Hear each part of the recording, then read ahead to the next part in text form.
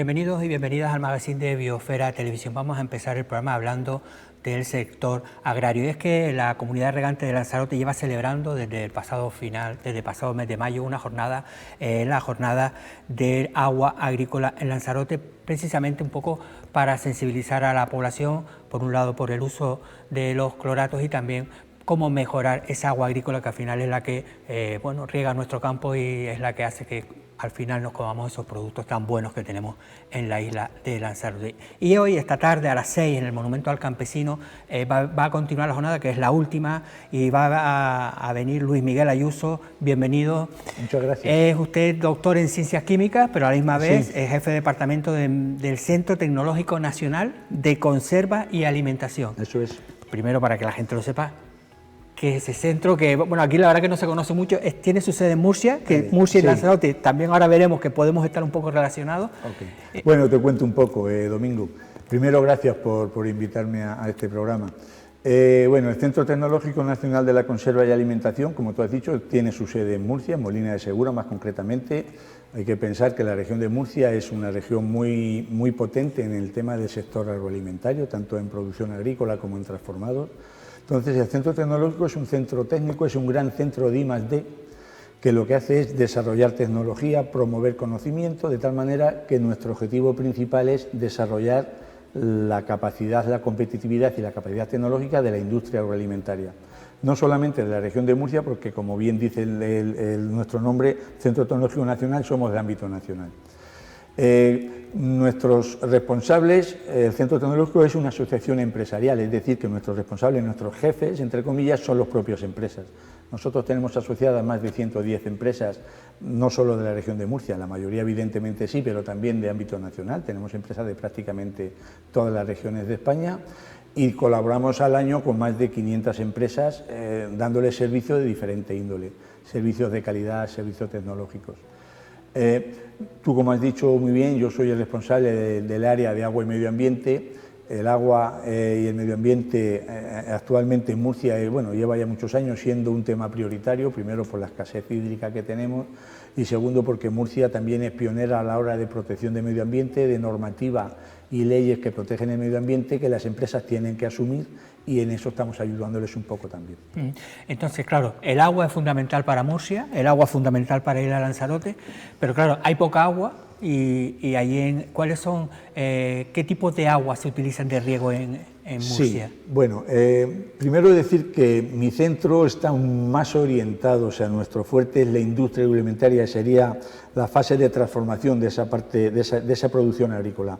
Evidentemente también trabajamos en colaboración con agricultores pues para desarrollar también mejores productos y que sean más aptos, ¿no? Murcia, como dices, al igual que Lanzarote, el agua es importante. Bueno, el agua es importante en todo, en todo el mundo, y ¿no? cada vez va a ser más. Lo que pasa es que Murcia y Lanzarote pues tienen problemáticas distintas pero similares en cuanto a que tenemos poca agua y el agua que tenemos pues no es de mucha calidad. ¿Por qué? Pues porque tenemos un déficit hídrico importante. En Lanzarote, pues me imagino que vuestra fuente principal, o no sé si única, es el agua de mar, y en nuestro caso pues tenemos agua de mar, también tenemos desaladoras que también generan un agua desalada de calidad de uso de boca y también agrícola, pero tiene un precio mayor. Tenemos agua de pozo, tenemos pozos bastante importantes, pero con una calidad salina que no es la mejor, por desgracia. Y en Murcia, en los últimos años, se ha potenciado mucho y hemos sido muy inteligentes, por decirlo de alguna manera, en aprovechar otra fuente de aguas como son las aguas residuales. Tenemos una capacidad de depuración muy importante. Murcia genera más de 100 hectómetros cúbicos de aguas residuales al año. Estoy hablando de aguas residuales urbanas, industrial, el conjunto, más de 100 hectómetros cúbicos. Prácticamente se depura el 100% a niveles de tratamiento terciario con una calidad pues muy exigente y casi la totalidad de esos 100 hectómetros cúbicos que se depuran se dedican a riego agrícola, de forma directa o indirecta. Y entonces, en ese aspecto sí nos parecemos un poco a vosotros que trabajáis con agua de mar que desaláis y después tenéis que clorar para poder utilizar. Nosotros trabajamos con un volumen importante de aguas regeneradas, 100 hectómetros cúbicos, que también tenemos que tratar con tratamientos terciarios y desinfectar para poder... Sí, aquí también están las depuradoras, pero no es, todavía hay pocas y creo que porque hay que mejorarlas también. Uno de los grandes objetivos es decir que una planta depuradora no es la misma para regar un jardín que para regar un campo de cultivo. Mira, hay una ley muy clara, hay un reglamento europeo que salió en el 2020 que empieza a aplicar de forma real a partir del 23 de junio de este año, que establece unos criterios de uso de riego agrícola. Y perdóname que te corrija, pero sí, el regar un jardín tiene que tener la misma exigencia que regar un campo agrícola. Y la ley es muy exigente, pero está bien que sea exigente, porque cuanto más exigente sea, más seguridad tenemos en que ese agua no va a generar problemas. Perdón, es que lo digo porque a veces pone en algunos jardines pone este ha sido regado y te lo pone con cuidado, aguas residuales depuradas. Claro, sí. Y parece que te estás diciendo alerta. Vale, ¿no? pues yo creo que eso es una equivocación, porque cuando yo pongo cuidado estoy diciendo que hay cierto peligro. Claro. No, la norma dice que si yo riego de acuerdo a norma no va a haber peligro ninguno. Hay que regar de acuerdo a norma. No podemos hacerlo de otra manera, evidentemente, pero si regamos de acuerdo a norma, el reglamento nuevo que salió en el 2020, como te digo, que se aplica ahora en junio, pues no hay peligro ninguno. Entonces, Murcia sí que apostó por una reutilización agrícola, por el déficit de agua que tenemos estructural, y yo creo que evidentemente zonas como... A ver, en mi opinión, el agua residual se debe de reutilizar siempre y se debe hacer los esfuerzos necesarios para que la depuración y el tratamiento sea suficientemente bueno para asegurar el uso posterior. Evidentemente, en zonas como Murcia o como Lanzarote, que tenemos un déficit de agua importante, pues es una fuente que no podemos despreciar y lógicamente hay que darle cobertura. Eso cuesta dinero y esfuerzo, pero tiene beneficios, evidentemente. Usted viene precisamente esta tarde a las 6 en el Monumento al Campesino. La charla es cloratos en el agua de uso agrícola, para que la gente sepa primero qué son los cloratos, porque claro, dirá, me imagino, viene de cloro, ¿no? Que se utiliza, voy a decirlo de forma genérica, cuando el agua para que esté apta para el consumo, ¿no? Se le aplica el cloro, pero cloratos en el uso del agua agrícola. Sí, bueno, cloratos, sus productos de desinfección. En la charla voy a hablar de sus productos de desinfección en general. Entre ellos el clorato es el más importante y si hablamos de agricultura tiene mucha incidencia, como veremos en la charla. Los cloratos son una sal que se genera en el propio proceso de desinfección. El hipoclorito de forma espontánea reacciona para generar cloratos, inevitablemente además. Entonces, el hipoclorito que nosotros utilizamos para utilizar el agua, para desinfectar el agua, que es necesario y tiene un papel fundamental para asegurar la calidad del agua, pues por desgracia incorpora también esta sal, que son los cloratos. Los cloratos es una sal que tiene connotaciones para la salud que no son muy buenas. Es una sal que se conoce desde hace mucho tiempo, que en las aguas, la Organización Mundial de la Salud, por ejemplo, recomendaba no tuviera más de 700 ppb, 0,7 miligramos por litro. Digamos que es una cantidad que normalmente no se llega, pero que cuando pasamos a temas agrícolas, los alimentos, los productos que se generan o se producen en el campo, los límites que establece la norma son bastante menores de 0,7. En el caso de la batata, aquí en Lanzarote, estamos hablando de 0,05 miligramos, 14 veces menos de concentración de cloratos permitidos en la batata que en el agua. Claro, pero si se riega al final con esa agua... Pues... A pocos cloratos que lleven, es una cosa que explicaré también esta tarde, la planta tiene tendencia a acumular esos cloratos. No hay que despertar tampoco alarmas, los cloratos no tienen un problema que si como con cloratos, bebo con cloratos, voy a tener problemas de salud. Es la acumulación y digamos, la continuidad de ingesta de cloratos. No, llevamos toda la vida tomando agua clorada y en principio no hay problemas de salud asociados al agua clorada. Evidentemente es un tema que tenemos que trabajar, tenemos que mejorar para que haya los menos cloratos posible o eliminar los cloratos si fuera posible cambiando el reactivo, pero sin despertar alarmas sociales, por decirlo de alguna manera. Sí que tenemos que trabajarlo para que tenga la menor incidencia posible. Porque al final la calidad del suelo también va mermando, está claro que ir regando continuamente. El tema de los cloratos no varía la calidad del suelo. Las sales, los cloruros, sí, pero los cloruros y los cloratos son dos cosas diferentes.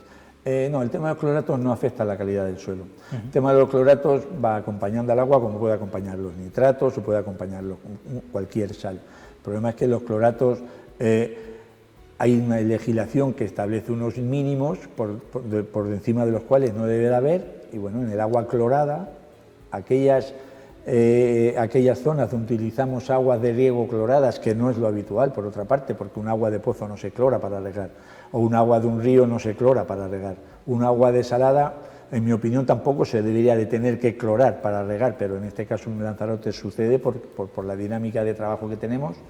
En Murcia, por ejemplo, el agua depurada sí se tiene que clorar o se tiene que desinfectar de alguna manera para poder trabajarlo, ¿no? Entonces ahí el problema de los cloratos sí puede tener cierta incidencia. Pero claro, alguien que nos puede estar oyendo dirá, bueno, si el clorato se va a generar sí o sí a la hora de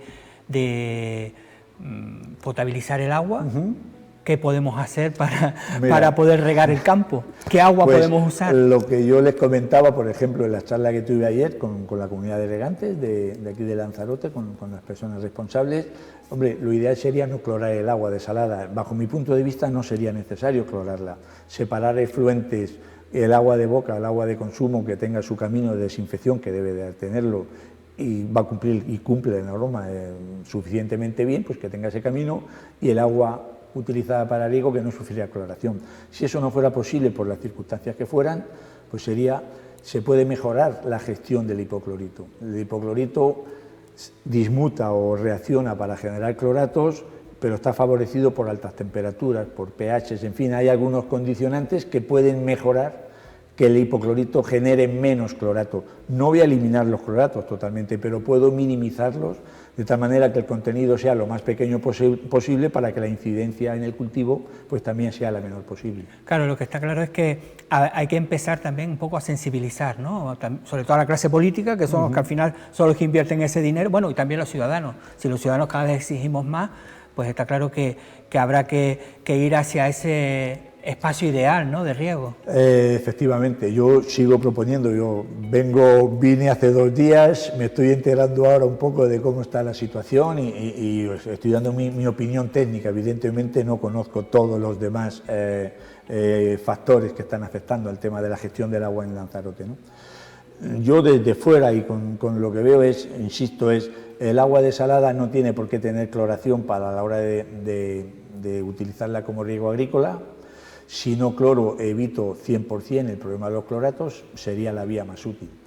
Evidentemente, cuando yo riego con agua clorada, el agua clorada va a llevar cloratos en menor o mayor concentración, pero va a llevar cloratos. Por muy pocos que lleve, va a llevar cloratos. Entonces, lo primero que tengo que hacer es cómo puedo conseguir que lleve los menos cloratos posible, mediante una gestión adecuada del hipoclorito. ¿Qué es posible? Que hoy día se ha inventado. Es posible gestionar la fase de desinfección para que en vez de genere 10, me genere 3, pero me va a generar 3. Entonces, si yo voy a regar con 3. Por otra parte, las plantas tienen tendencia a acumular sales, entre ellas nitratos tal, pero también cloratos, con lo cual, a poco que riegue, que tenga cloratos, la planta va a acumular, puede llegar al límite que la ley dice, oye, por encima de aquí no puedes comercializarlo. Cuanto menos cloratos tenga el agua, más dificultad voy a tener, o más difícil voy a tener llegar a ese límite, que es lo que buscamos. En resumen, yo diría que si puedo utilizar agua que no esté clorada, sería la mejor idea. Sería, desde el punto de vista agrícola, para el tema de los cloratos, sería la solución definitiva, y evitar el problema 100%. Si no tengo más remedio que utilizar agua clorada, pues sería mejorar la gestión del hipoclorito para minimizar la formación de cloratos y evitar en lo máximo posible los problemas derivados. Claro, aquí en Lanzarote hasta hace poco tiempo había como un rechazo pues total hacia el agua depurada. Parecía que el agua depurada, eso ibas a meter porquería dentro de las tierras y que muchos agricultores incluso rechazan de plano. Por lo que usted me está comentando, el agua depurada funciona en Murcia y lo único que habrá que hacer es, primero, empezar a explicar a los agricultores lo que tiene y saber que bien tratada es un agua perfectamente utilizable. Mira, por decir realidades, porque al final estoy hablando de realidades. Y lo dice alguien que está en el Centro Tecnológico Nacional de Conserva y Alimentos. Sí, pero llevo trabajando, colaborando, nosotros estamos muy especializados en lo que es la industria alimentaria en general. Lógicamente trabajamos también con la producción primaria, pues para conjugar esos dos sectores, Pero allí en Murcia también, en mi caso además, mi departamento colabora bastante con las organizaciones de la administración encargadas de todo el tema de saneamiento, depuración y reutilización de agua, y yo te puedo decir que el agua bien depurada es tan sana como el agua normal. A mí me gustaría empezar diciendo que lo que no se puede hacer es decir que voy a utilizar aguas residuales. No, ya no son residuales, son aguas regeneradas, son aguas que han sufrido un proceso de regeneración muy fuerte, muy importante, y que ha obtenido un agua con una calidad óptima para poder ser utilizada como riego.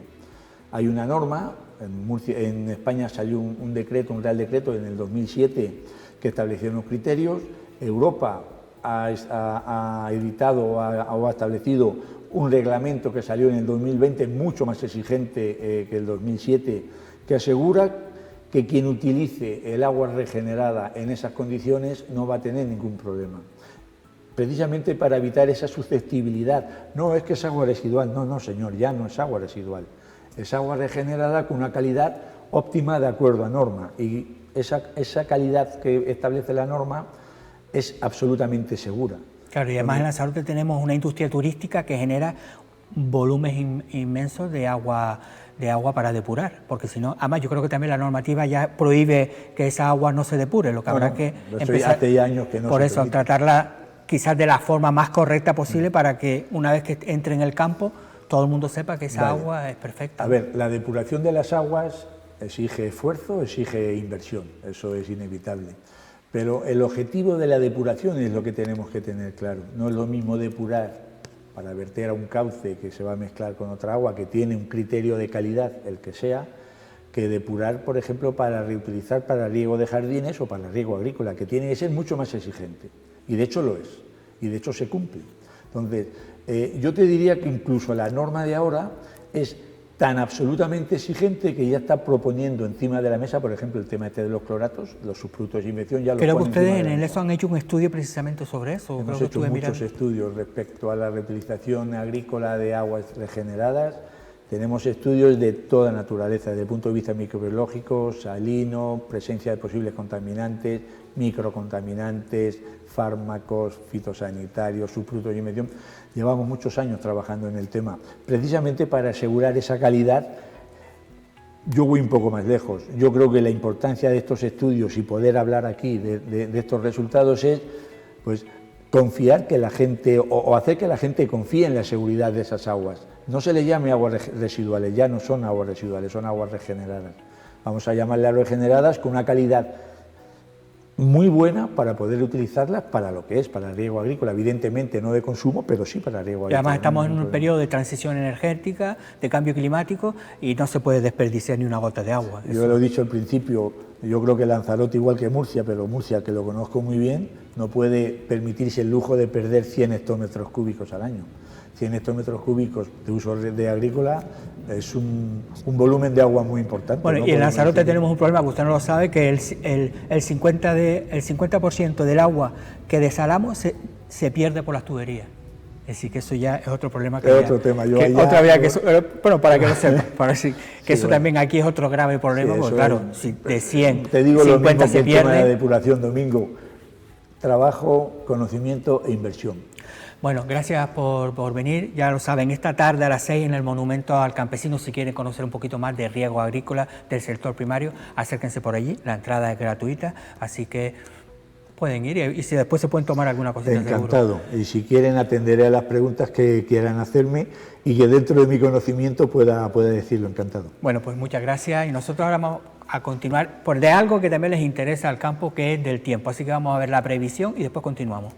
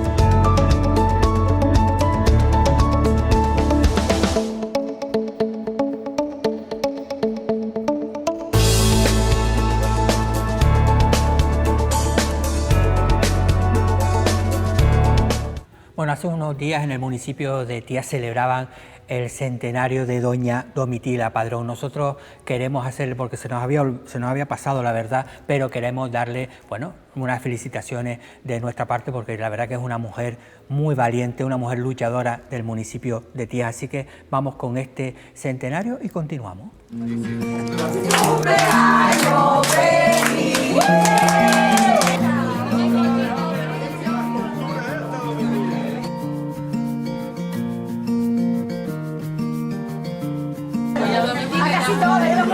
Y las flores. Sí, claro. Que eras más joven.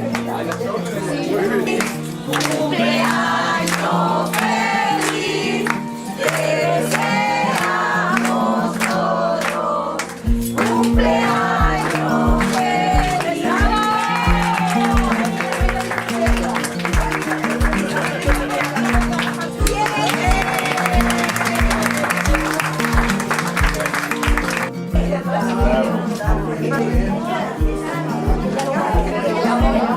No, sí, le salga la plaquita. A ver esa sonrisa. Aquí atrás.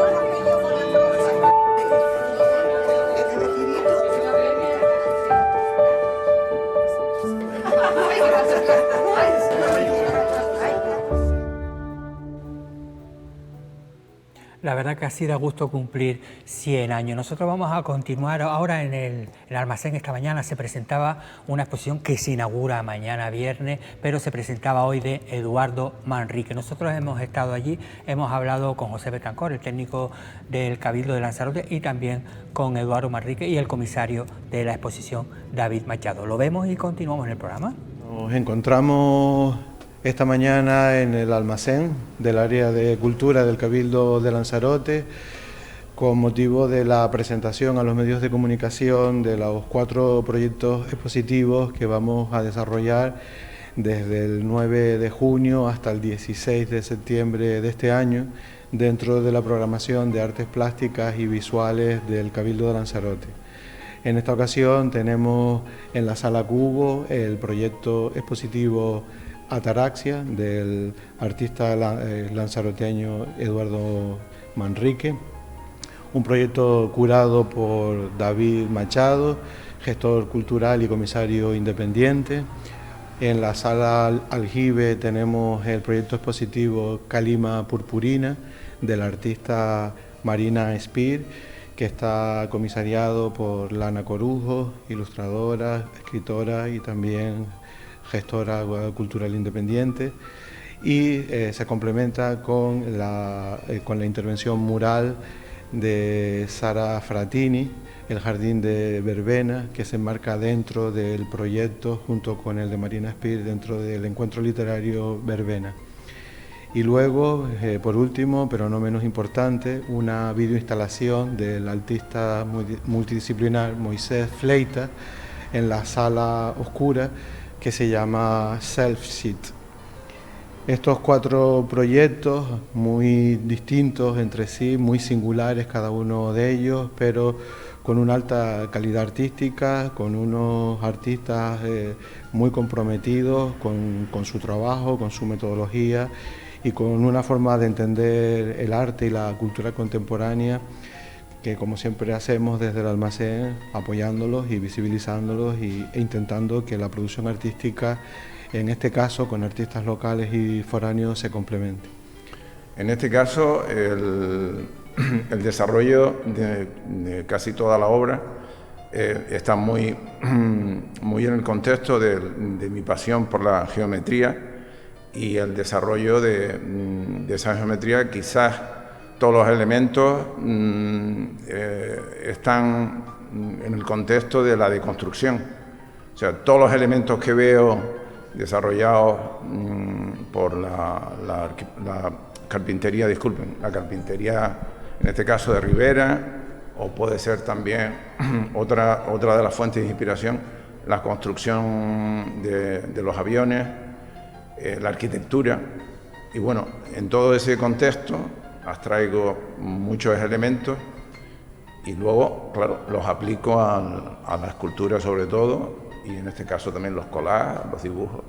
O sea, la pasión por la geometría creo que está demostrada en este caso en toda la obra que hay aquí. Y bueno, están invitados a que vengan, y vuelvo a agradecer, por supuesto, al Cabildo y en este caso a Pepe y a David, la paciencia y el cariño que le han puesto en el desarrollo de toda la exposición, ¿no? Y están invitados.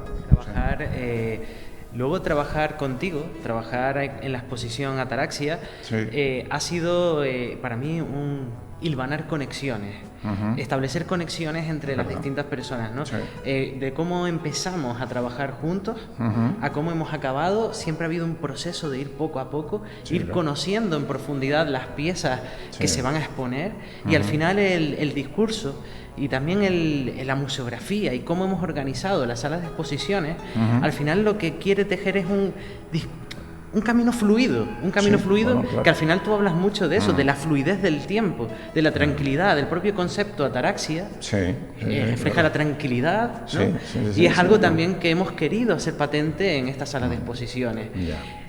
Como pueden ver en la sala de exposiciones, hay distintas piezas interconectadas entre sí. La hemos separado en 4 fases, vamos a decir, o en 4 etapas expositivas.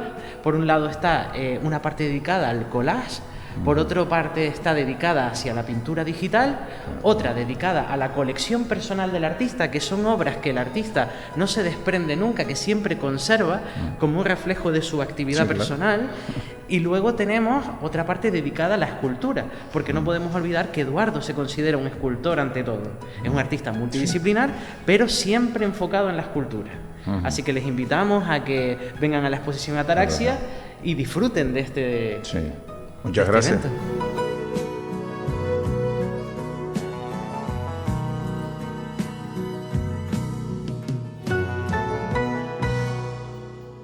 Bueno, y ahora vamos a hablar de arte, concretamente de una exposición que se va a inaugurar mañana viernes en el Almacén. Ella es Marina. Marina, ¿qué tal? Bienvenida. Marina Spir, ¿no? Sí, apellido un poco raro. Eres alemana, bueno, alemana, española. Vas a inaugurar mañana viernes en el Almacén. La exposición es Calima Purpurina. Sí. Así que cuéntanos un poquito de en qué consiste esa calima purpurina. Bueno, en realidad se inauguran mañana 4 exposiciones. Ajá. Se inaugura todas las exposiciones del almacén. De una tacada. De una tacada Sí, sí. se Tú inaugura vas a estar todo. en un ladito. Y mi exposición se hará en el aljibe, en la Ajá. sala de abajo. Ah, pues esa me encanta, esa sala. Sí, es una sala un poco complicada, pero está muy bien. La verdad que llena mucho. Ya tiene mucha presencia de por sí. Claro, esa es complicada porque, claro, tiene lo que es el aljibe en un lado, tiene un pequeño pasillo, entonces tiene, me imagino que a la hora de hacer una exposición no es lo mismo hacerla, por ejemplo, en el cubo que hacerla Claro. abajo en el aljibe, ¿no? Claro, el cubo al final es un cubo, es muy neutro, y el aljibe ya tiene muchísima presencia de por sí. Entonces es más difícil. Vale, ¿y qué es lo tienes que nos hacerlo. vamos a encontrar en esa calima purpurina? Bueno, yo soy pintora, también soy ilustradora, pero en esta exposición la muestra es de pintura y va a ser, bueno, yo creo que lo más carismático de la exposición va a ser como el contraste. Y a mí me gusta mucho el paisaje y me gusta mucho el paisaje de Lanzarote, pero creo que es una mirada un poco distinta del paisaje de Lanzarote a lo que estamos acostumbrados. Entonces la exposición va a ser sobre contraste, sobre lo bonito y lo feo, sobre el orden y el caos. Que lo bonito y lo feo que depende también con los ojos con los que se mire. Claro, porque la para mirada ti una es cosa puede clave. ser bonita y para mí puede ser fea. Por supuesto. Entonces tú lo que has querido es lo que mucha gente puede entender que es feo, tú has dicho, no, tiene su valor paisajístico, ¿no? Claro, justo es eso. Es un paisaje distinto de Lanzarote a través de una mirada un poco distinta de lo que se suele pensar sobre Lanzarote. Bueno, tenemos algunos cuadros que hemos buscado de tu página web, no sé si son de los que van a estar en la exposición, Pues mira. pero bueno, a ver si nos los van poniendo para que la gente sepa, ¿no? Yo incluso de algunas que he visto, bueno, esta es la principal de la exposición, ¿no? La que abre, justo. que es un paisaje ya más típico de la Jeria, ¿no? Sí, justo. Ahí sí que es el paisaje el que estamos acostumbrados a ver, ¿no? Sí. Con mucho colorido, eso sí. Tú ahí has querido, ¿qué tipo de técnicas usas en tus cuadros? Yo sobre todo pinto con acrílico, Ajá. aunque también me gusta mucho el watch. La verdad es que me encantan todas las técnicas, sobre todo las húmedas, watch y el acrílico y el óleo también me gustan, porque son muy plásticos, puedes hacer un montón de texturas. Bueno, Y ahí eso te es muy fuiste al importante. paisaje y ahora ya vas yendo a otros rincones de la isla más desconocidos, ¿no? Sí, aunque a veces ni siquiera son tan desconocidos. En este sí, pero en la muestra que vamos a ver mañana, la verdad es que los paisajes son mucho más conocidos, aunque puede ser que nadie se haya fijado en ellos, porque son cosas de la calle, cosas del día a día, de lo habitual, de lo que estamos acostumbrados a ver y que estamos acostumbrados a pasar por alto. Tú eres entonces En de las muchos que vas sentidos. caminando y te quedas parada Sí. y haces así y dices, me gusta, ¿no? Sí, justo. Yo paso por ahí por un desconchón de la calle y pienso, joder. Mira, y esa mujer". puerta, por ejemplo, que ha pasado, a mí me gusta, te tengo que decir, me gusta este tipo de rincones, de espacios, porque yo creo que tienen su belleza, ¿no? A veces parece que pasamos desapercibidos de esa otra isla, pero que si te pones a mirar es bonita. En Teguise pasa mucho también con esas puertas, esas calles, y en Arrecife, creo que tienes una de una Arrecife, farola, justo, sí. no sé si de Arrecife. Sí. Esa farola, Bueno, creo que sí, si es la que pienso que es, sí. En Arrecife me gusta mucho y me gusta mucho pasear y me gusta mucho mirar, porque al final pintar es una forma distinta de mirar.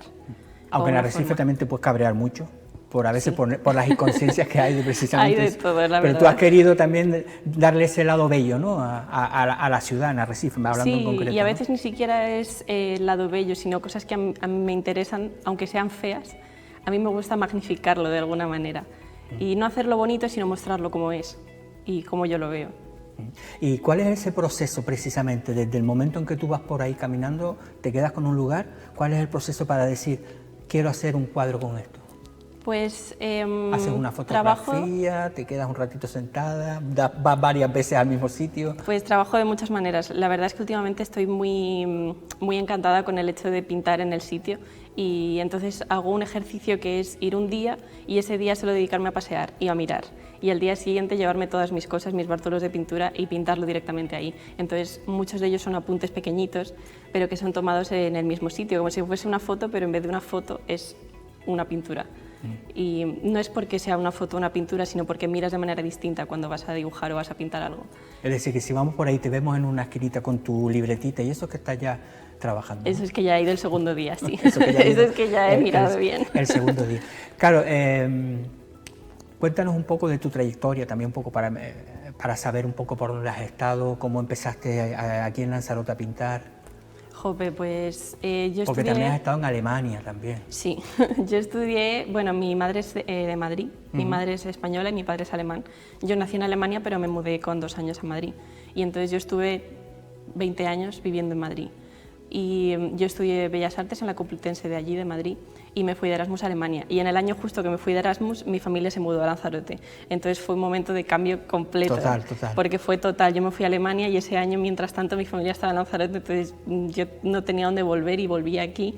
Y cuando vine aquí, cuando vine a Lanzarote, me fascinó. Pero me fascinó por lo cotidiano, me fascinó la calle.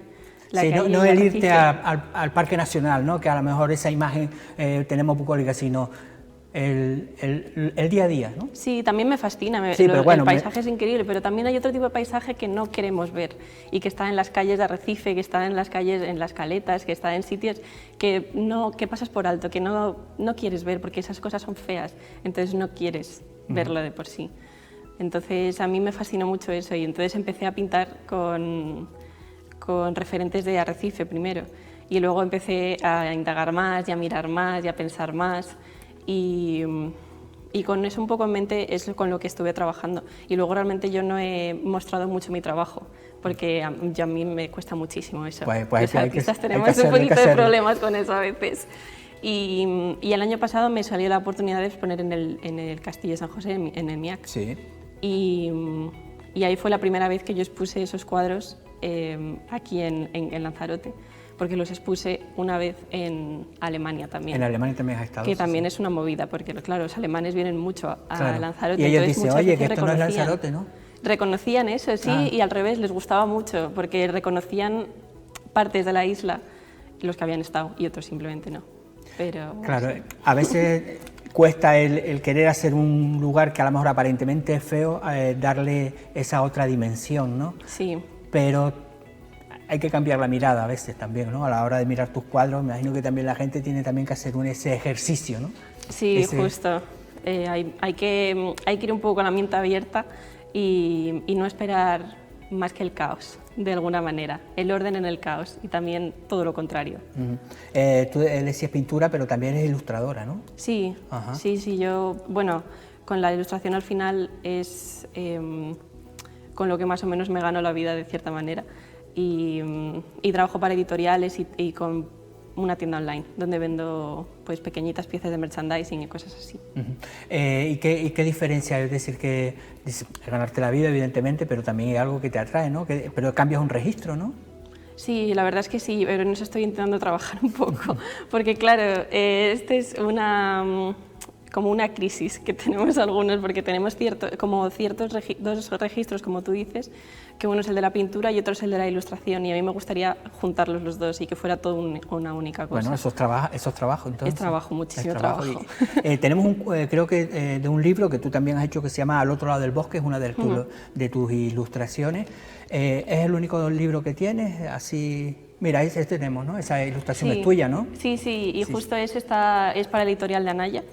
Y no es el único libro que tengo ilustrado, pero sí que es el único libro que tiene muchas ilustraciones, o sea, es el que más ilustraciones mías tiene dentro. Tiene una por capítulo, o sea, es un auténtico libro ilustrado. También yo me dedico más a novelas juveniles y a ilustrar portadas y quizás alguna ilustración interior.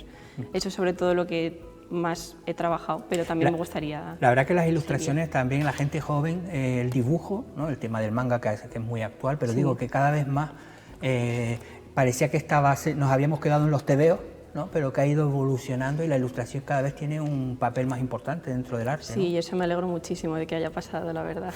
Sobre todo por eso, porque el manga es una cosa que estaba como muy repudiado antes, Claro. y ahora es una cosa que mainstream, la gente lo ve y la gente lo consume como si fuera cualquier otro tipo de contenido, y a mí eso me parece súper bien. Claro, pero sobre todo también la calidad de los dibujos, ¿no? Que a veces Sí.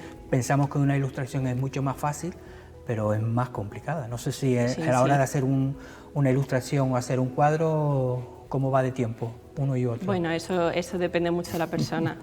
Personalmente yo pinto muy rápido y también dibujo rápido, pero eso no tiene nada que ver. O sea, hay gente que a lo mismo le echa pues 10, 15, 20 horas y otra persona que en 3 lo puede resolver.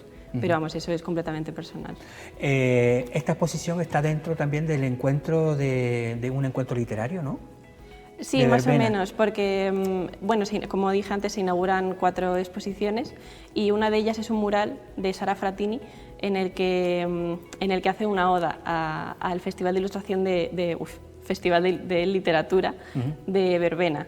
Y entre las ponentes del Festival de Literatura, digo ilustración todo el rato, lo Sí, siento, literatura lo entendemos. Festival de Literatura, hay una ponente que se llama Aida González, si no me equivoco, Bueno, el da apellido igual. lo siento muchísimo, que hizo un escrito para mi exposición, entonces está dentro Del está más festival. o menos dentro, es como una sinergia. También la comisaría de mi exposición Sí, ha es sido Lana, sí, Lana sí. Corujo, que ha también organizado todo el festival. Pensaban venir hoy, pero hoy están con el tema del montaje de las exposiciones, que eso es un lío. Yo me he escapado, sí. Es un lío Yo tengo que volver a... Es un lío muchísimo porque, claro, es acrílico, colocaciones, también es una de los momentos claves también a la hora de montar una exposición. Entonces, mañana viernes a las 8 creo que puede ser. A las 7:30. 7:30. Sí. Y va a estar hasta el 16 de septiembre, hasta el después de los verano. Dolores. Es decir, que hay tiempo suficiente para ir a ver tu exposición. Sí, sí, sí, y yo os animo muchísimo a ir. ¿Cómo nos Gracias. recomiendas que vayamos a verla? ¿De qué tipo? Tu exposición, ¿cómo hay que plantearse para ir? Bajamos por el aljibe, que tenemos que...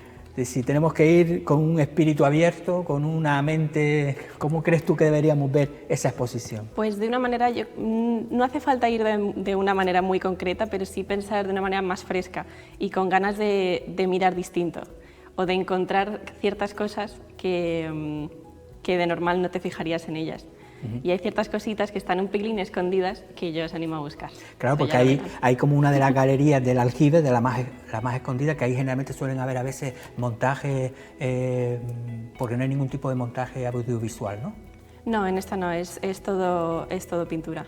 Y la luz De ahí dibujo. también has tenido que jugar, porque claro, es una sala también complicada, ¿no? Para el tema de las luces. Sí, pero yo creo que ha quedado muy bien. O sea, intento que todo sea, como lo he dicho antes, como opuestos. Entonces, hay cosas muy tradicionales y cosas que creo que rompen un poco.